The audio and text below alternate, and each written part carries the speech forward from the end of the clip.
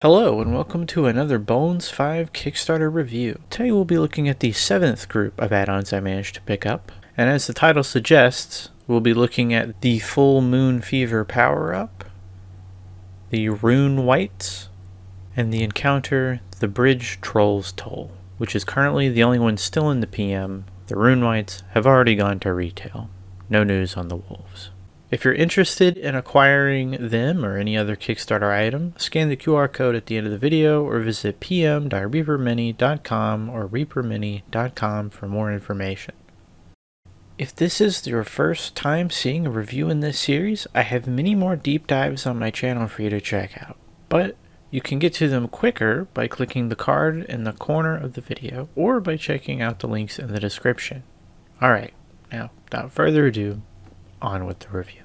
The first item we'll be looking at is perhaps the smallest add-on from the entire Kickstarter, aside from the disapproving hand spell effect. It's the Full Moon Fever power-up. This was added to the PM after the campaign had concluded and contains 3 werewolf figures for $8. It's about $2.67 per mini, which isn't far off from retail. Of the werewolves we get, we have the Night Hunter, seemingly a female werewolf. She looks like she could be softly howling or maybe motioning for others of her pack to come forward. It's nice to get a female werewolf. Most are nondescript. That's a bit of variety. Next is the Bloodstalker. Raised base on this one. Looks like a twisted tree trunk or branch over a rock. Could make this useful for a diorama, but it might make the figure look a little out of place being moved around in some context on that little chunk of wood. It's a good looking sculpt though, very classic. And finally we have the Pack Lord, the biggest of the 3 werewolves. He looks a bit like he's doing a superhero landing, which is very bad on the knees, I've heard. He also looks to be in the process of tracking or hunting. I feel like a lot of werewolf figures I own and see out there are in some way, shape, or form in the midst of combat. It's kind of nice to get some figures that are a little more ambiguous. But that's all we get. 3 werewolves. They're nice, but nothing too crazy. Wouldn't have been upset if I had missed them, but I'm glad I didn't. Well, I'll give this add-on an 8.7 out of 12. Next up, we have the Rune Wights add-on. This add-on is actually available in Reaper's web store right now. This version, though, I got from the Kickstarter and haven't opened until now. Like the Dragonfolk add-on, this was one of those items that delayed my order, but I did get them eventually. So that begs the question, was the wait worth it?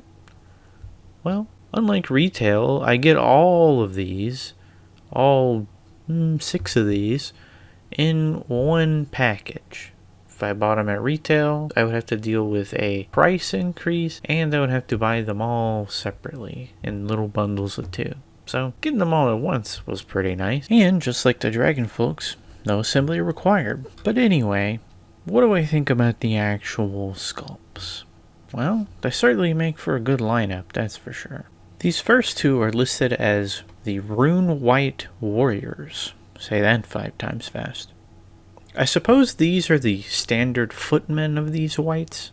You'll notice that these are fairly similar to the types of undead you'll see in games like Skyrim or depicted in Norse mythology, resembling the Draugr from both of those influences. I think that's where these best fit in, and I think that's what Reaper was going for when they made these in the first place. A sort of Nordic, cold weather undead look. And I think they nailed that look, which means they're really only useful for that context in that environment, but hey, as I've stated, these look great. But anyway, moving on. Our next pair is listed as the Rune Wight Hunters. We get an archer out of this with a really gnarly looking bow. It honestly does look kind of similar to the ancient Nordic bows you would find in Skyrim. I know there are some Elder Scrolls RPG systems floating around out there, and I think that these would be some really great Draugr minis if you were going to have any of that set in or around Skyrim. I know, I'm going to talk about Skyrim a lot in this video. It's just a Skyrim video, I guess, at this point. Skyrim release on every platform, including my videos. That's the way it is these days. But you know what? I'm excited for that next release because it seems actually good and I need a reason to pick that game back up. Anyway, I'm sorry. Anyway, back to the review. I love all the snarling faces on these guys and the cold weather clothes. It just really completes the look. A lot of them also have some nice beards going, like this guy.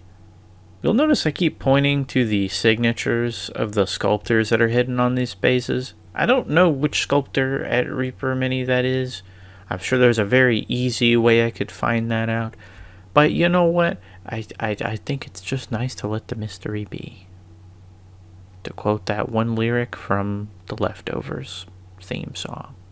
Seen that show? Nice show. Anyway, our last pair are the Thane and Jarl, starting with the Thane. This guy looks exactly like the sort of foe I would expect to fight somewhere in the crypts of Skyrim, with that horned helmet, the leathered skin, and that long battle axe, which almost looks like it's made from a big bone. Yeah, this is a proper undead Nord right here. But the real star of this whole set, in my opinion, is the Jarl.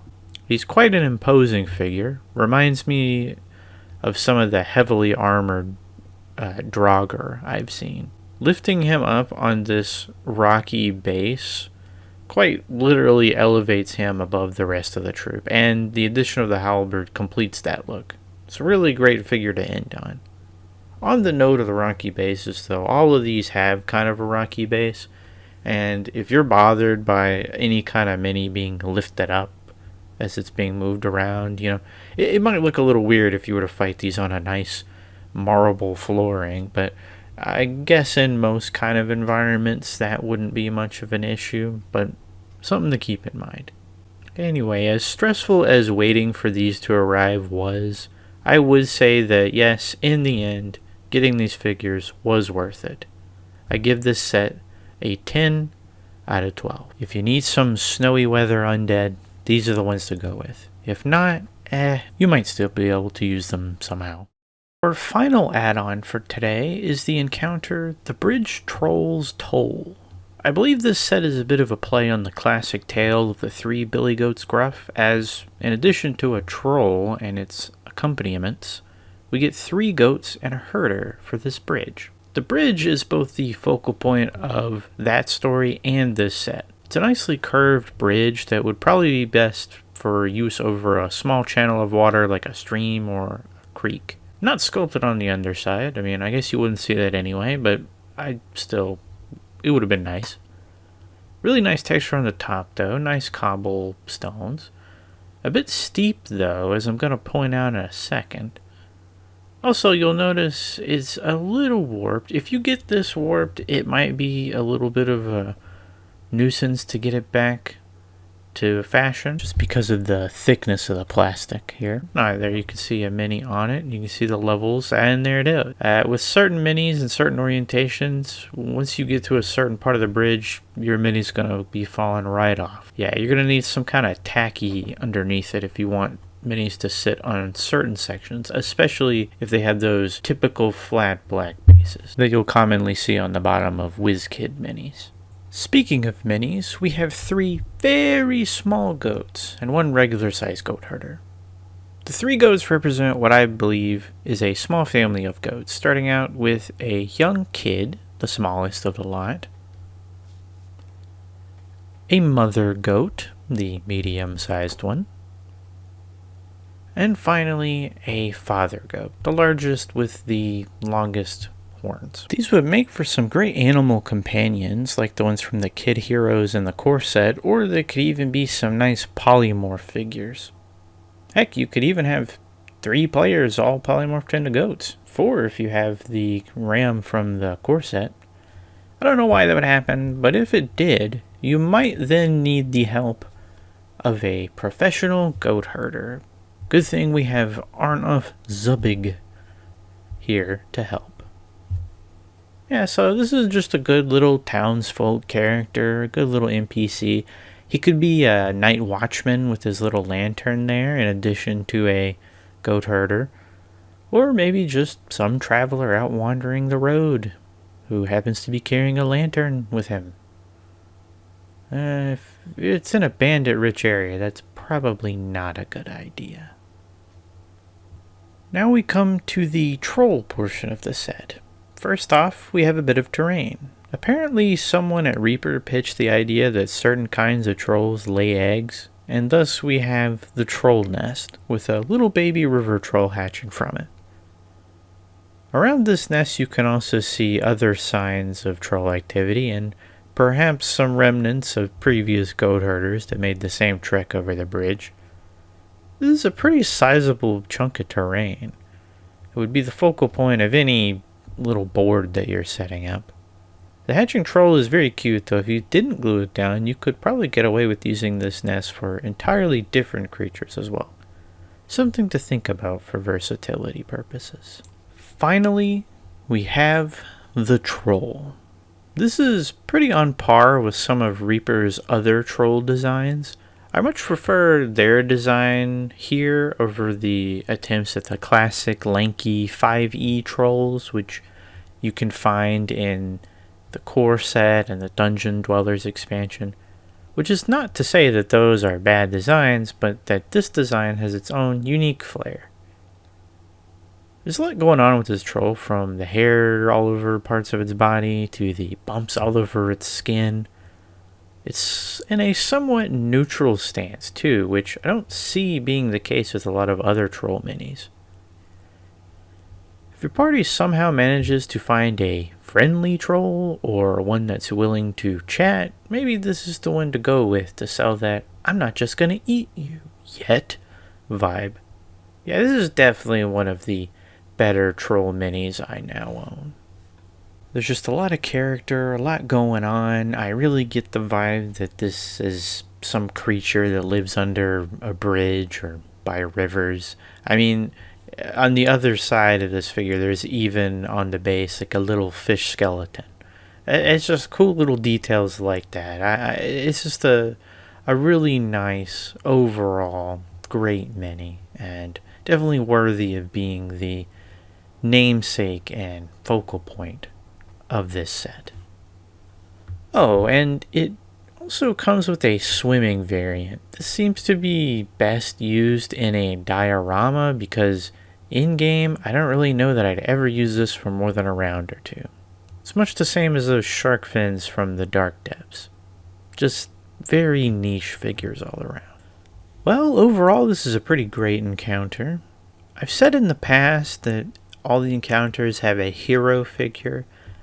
I don't know that our goat herder is necessarily a hero, unless the troll really is one of those that you have to solve riddles for, and maybe he's just really great at solving riddles. Not everything's about combat, but if it does come down to combat, I don't really see him winning, or the goats for that matter.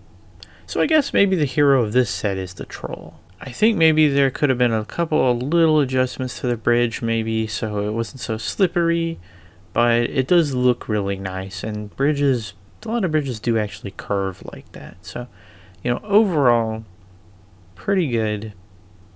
I'd have to give, I could do without the swimming troll, and maybe if the little baby troll is a little more removable, that would make the set a little more versatile. I'll give this set a 10 out of 12. And with that, we conclude our 7th set of add-on reviews. Which of them was your favorite? Do you think we could have gotten a bigger wolf pack? Which do you think is cuter, the baby troll or the baby goat? Are you going to get the Skyrim Anniversary Edition? Let me know your answers and what you thought of the sets in the comments down below. You can expect many more of these shorter form review videos to come, where I will break down nearly every add-on from this Kickstarter. For the bigger sets of figures, be sure to check out their review playlist for the core set and the expansions. And if you see anything in there or in these that you're interested in buying, head to pm.reapermini.com or reapermini.com for more information. Some of these Kickstarter items are already hitting shelves, and there's new stuff in the PM that wasn't there during the initial campaign, so it's definitely worth the look. If you found this video helpful, enjoyable, or some other adjective, leave a like and subscribe to the channel.